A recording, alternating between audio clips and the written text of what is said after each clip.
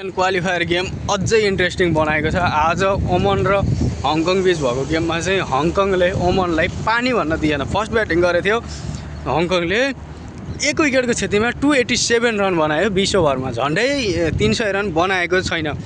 मानव कि नेपालले मलेसियालाई हानेको भन्दा धेरै रन हान्यो। नेपालले मलेसियालाई 275 हान्थ्यो, 287 बनायो के ओमनसँग चाहिँ हङकङले।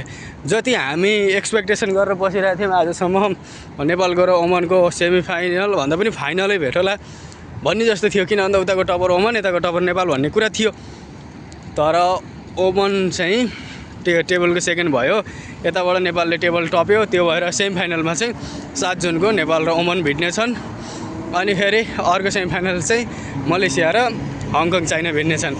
अनि त्यसपछि जित्ने टोली चाहिँ फाइनलको लागि फर्स्ट र सेकेन्डको लागि खेल्नेछ, हार्ने टोली चाहिँ थर्डको लागि खेल्नेछ। तर पनि 4टा टोली चाहिँ एसियन गेम क्वालिफायरको लागि जो जापानमा हुँदैछ, श्रीलङ्का, पाकिस्तान, अफगानिस्तान, इन्डिया, बङ्गलादेश सबैको त्योमा चाहिँ 4टा टिम चाहिँ खेल्ने भइसकेका छन्।